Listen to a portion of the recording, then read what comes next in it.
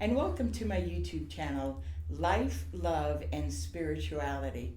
I'm so glad that you joined us today, and I have the distinct honor and privilege to be interviewing Sarah White today. And many of you probably know Sarah. She's a Northeast Ohio media personality, and she hosts events all throughout Northeast Ohio. She's also an incredible mother, wife, and just a really, really neat person. Sarah and I first met a few years ago when she interviewed me on Good Morning Akron. It was when my book was just released. My book, Chesed, Mercy, A Jewish Woman's Discovery of God's Mercy. And Sarah and I have pretty much stayed in touch since then. And these interviews are all about interviewing people who have really inspired me and have really impacted and touched me. And I'm not even sure Sarah realizes that, because she's just so natural in everything she does. She just has a beautiful spirit, energy, and sensitivity about her. And not only that, she's just this incredible multitasker. I mean, I thought I was good until I met Sarah. Thank you. And so it literally is an honor for me to be able to interview you today. So welcome, Sarah. Thank you so much. I'm honored to be here, and thank you for the beautiful words. I really do appreciate that. I was talking to my husband just today about how it's encouraging to have encouragement sometimes when we need it, and you are one of those people that provides that encouragement. I love, you send texts to people every so often, just encouraging them. And, absolutely. So we're kind of alike in that manner. I love that. But I'd like you to tell our viewers who kind of may know the public Sarah, but I'd like to ask you to share with us about your childhood, where you were born, raised, where you went to high school. Yeah, absolutely. So I was raised in Akron area, a little bit south in the Mogadore, Talmadge, Springfield Township area. My parents actually grew up on this piece of land that touched all three of those towns. I get it. And so I ended up going to a Montessori kindergarten. Then I actually went to Littman Day School, which is the Jewish elementary school here in Akron, for 3 years. And then after that, I ended up going to Mogadore, which was where my dad taught. My dad taught there. It was easy for him to take me. And so I ended up there and went there all the way through high school. So Mogadore, for those of you that don't know, is a very small, kind of rural village town. And after that, just wanted a little bit more diversity in my life, and ended up at Kent State and studied music there. So I have a voice performance degree. It's actually a Bachelor of Music in voice. And then I love to dance. So actually, for fun, and I know not a lot of people get a dance minor for fun, I decided to pick up a dance minor. I knew I probably wasn't going to do a whole lot with it, but I wanted the experience, wanted to go into the performing world, and so I thought, it's not going to hurt anything. I'm here for college anyway. And so I did that as well. That's awesome. Yeah, I loved being there. It was great. Yeah, so I know that no interview of Sarah would be complete without you telling us a little bit about your family. Yeah, I would love to. So then my husband and I actually met at Kent State. And I was 18. He was, 21, young and in love. We actually, ironically, we met and we did not date right away because I was dating someone else.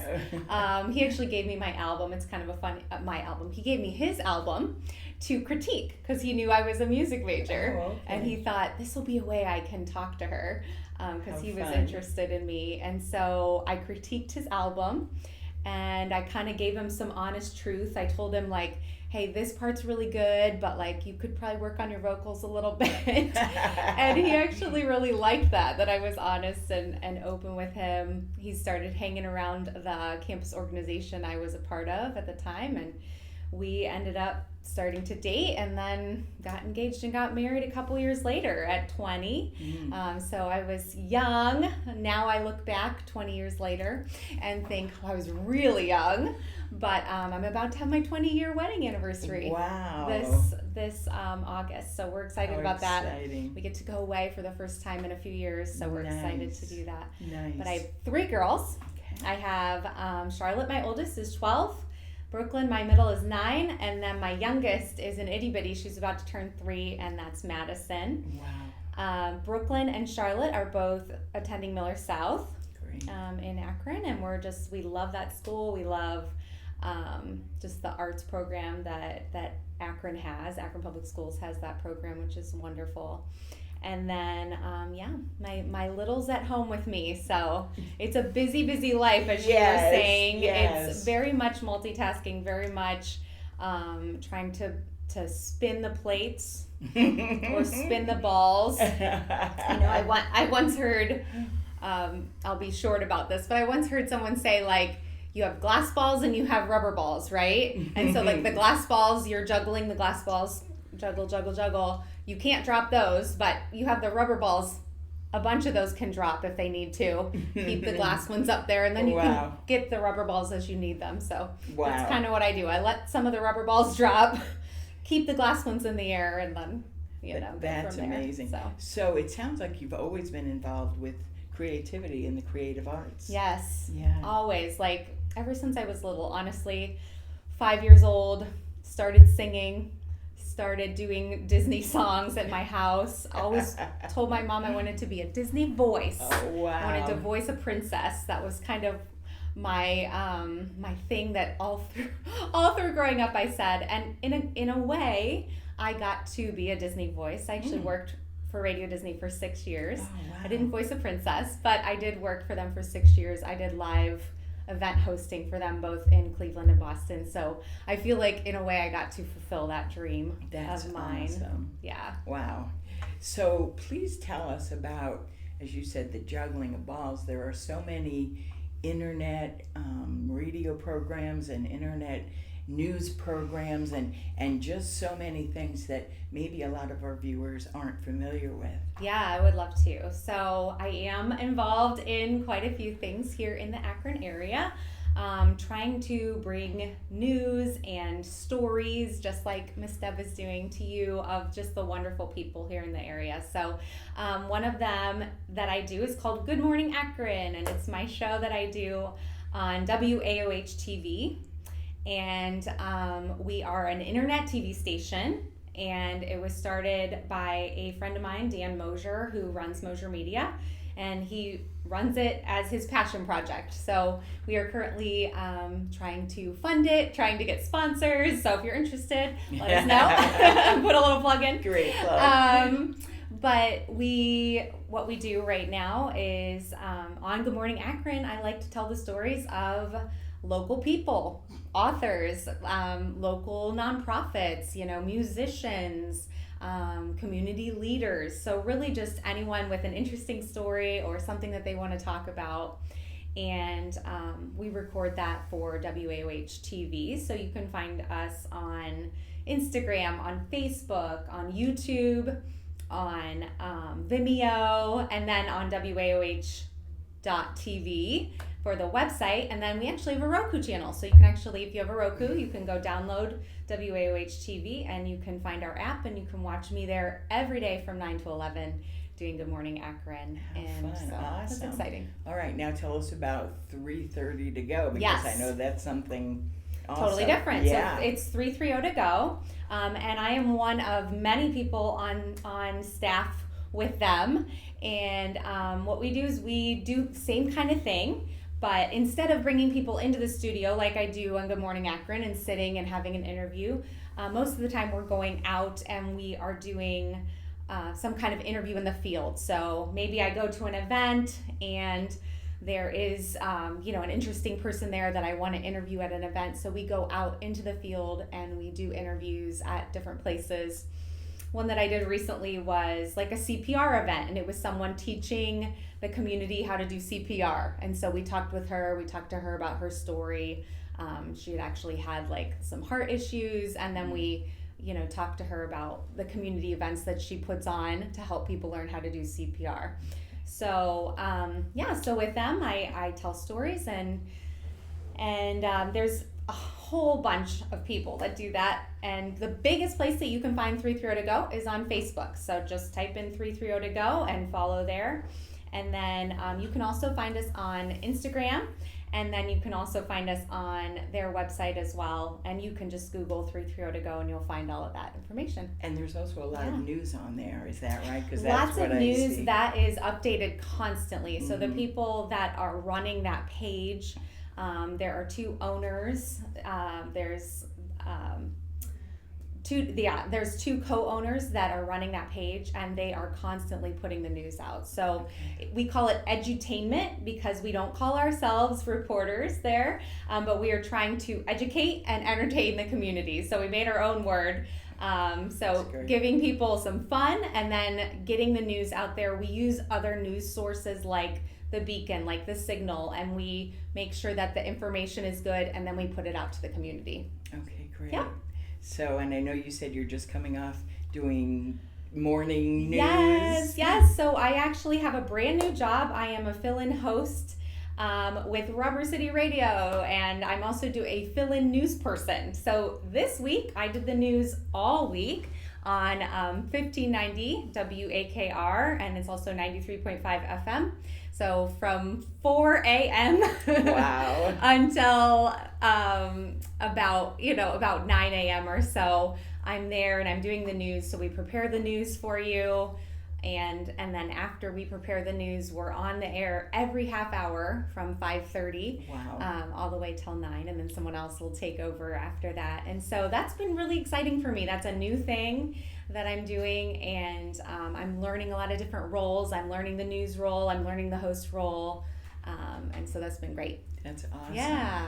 Okay, now there's a whole nother aspect of your life, and you do event hosting throughout Northeast Ohio and Cleveland. So tell us about that. Yeah, absolutely. So I love live hosting. So yes, I do the TV and the radio and all that, and I really do love that. But something I've done for a long time, and actually how I got into hosting was through live hosting. Way back when I was 18, like I was talking about earlier, it was my first time hosting. I hosted at Kings Island for Nickelodeon Slime Time Live, and I just fell in love with hosting, truly. It was the best summer ever. What did we do? 4 shows a day, 6 days a week. So much fun. But it really kind of stuck with me that I love to host live events and live shows. So I did that. I did 6 years of Radio Disney. And then I got to host in-game for the Cleveland Indians, now Guardians. And then I now do the live events for them as well. So I'm a special events host for the Guardians. And then I go out into community events and do emceeing, and I love working with nonprofits to do their emceeing and things like that. So yes, love live event hosting. And all right, so you see, I wasn't making it up. She's not making it up. I have never seen someone, like you said, with so many balls juggling in the air. It's interesting though. It seems like a lot, and it is. I do juggle a lot, but it's also because I don't have a full-time job that I can juggle all of these things. So I'm basically making myself, a full-time job with all of my things that I'm doing as of now. And obviously, if at some point I took a full-time job, some of those balls might have to become rubber and drop. Yeah. So I'm just going to give a plug for Sarah, and that is if you have an event coming up or something that you would like promoted, an advertisement, whatever it may be, okay, this is your gal. I am. I would love to do that. Yes. Then there's a whole nother part of your life. Yes. And that involves your husband is the pastor of a church in Kenmore. Mm-hmm. And I wonder if you could tell us about that. I would love to. So my husband is the pastor of Streetlight Community Church. We are in Kenmore. We meet at First Lance Youth Center during the year, during the cold months. So October all the way through April, we meet at First Glance. And then when it gets warm, because we feel like God has called us to do this, we go outside. So we actually meet in the green space across the street from the youth center. It is actually next to a music venue called the Buzzbin. And yeah, we just love being outside because we love being able to meet people on the street and give them free coffee and donuts and just share Jesus with them. And so we meet outside during those warm months. So right now we're meeting outside and we're right on Kenmore Boulevard, and we just know that we're right where we're supposed to be. Yeah, and I was going to ask you about that. How would you define the mission of the church, or the vision of the church?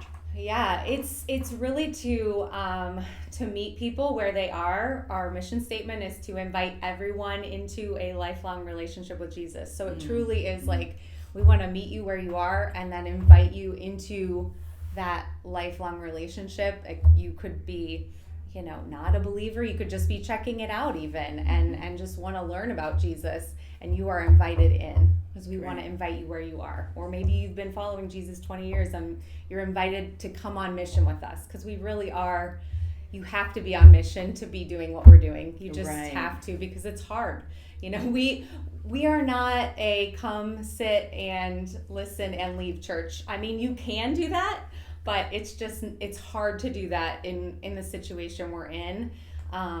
And we don't want to fake people out. So we'd rather you be honest and know what you're getting into. Yeah. So tell us about some of I know you've got events and then there are other organizations that you partner with through the church. Can you tell us about that? Yeah, absolutely.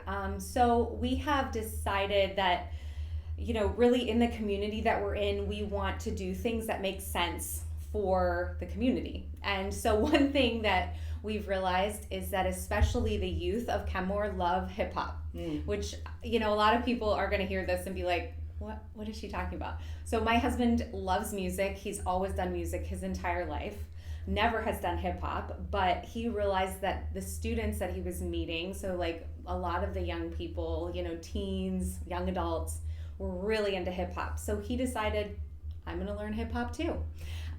Him alongside one other guy who actually works at First Glance, Ben is a volunteer at First Glance, decided to start a hip hop program for First Glance, which is the Urban Youth Center that is that is in the building where we are meeting for church. Mm-hmm. And so anyway, they started this hip hop program. They started doing music, and they teach kids how to make beats. And then they teach them just how to express themselves, how to rap over the beats. Some of the kids kind of do it naturally and really love to do it. Some of them maybe don't like to rap, but they want to do the producing. Maybe they want to create the music behind it. And so they teach them how to run the program. It's called Logic. And there's just all these different aspects of it. Some of the kids like spoken word, so they'll do that kind of thing. And then we partner with them as our church, as these kids, if they are willing to do clean hip hop, they could, and they feel like they want to perform a song, we give them an opportunity to come and maybe open a service with like a clean hip hop song.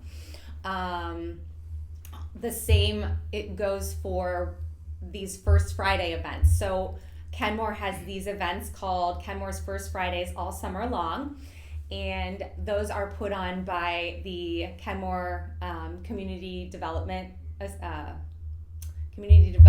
Corporation, or I'm not exactly sure if that's right. It's the Kenmore CDC, and essentially they do these huge parties right on Kenmore Boulevard, and so we also partner with them and another organization called Glory in the Beat.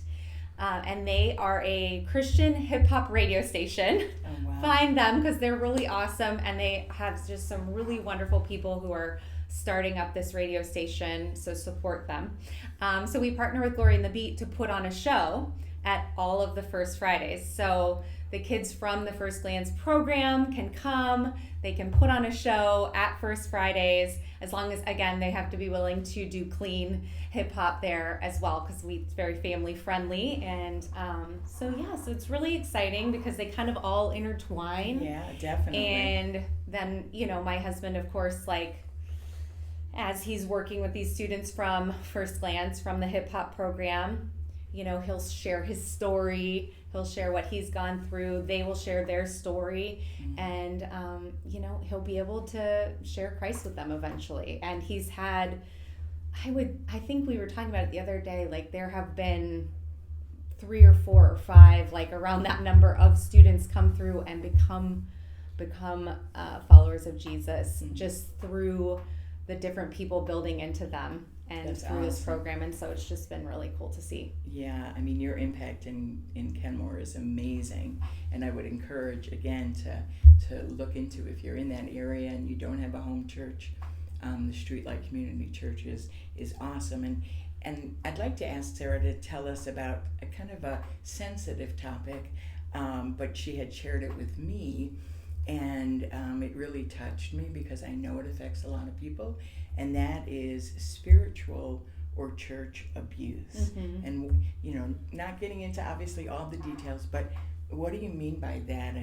And why is it important for you to share that? Yeah, I think it's really important to just be open about it. We talked about this, Deb, that a lot of times in the church, things happen and the church wants to hide them.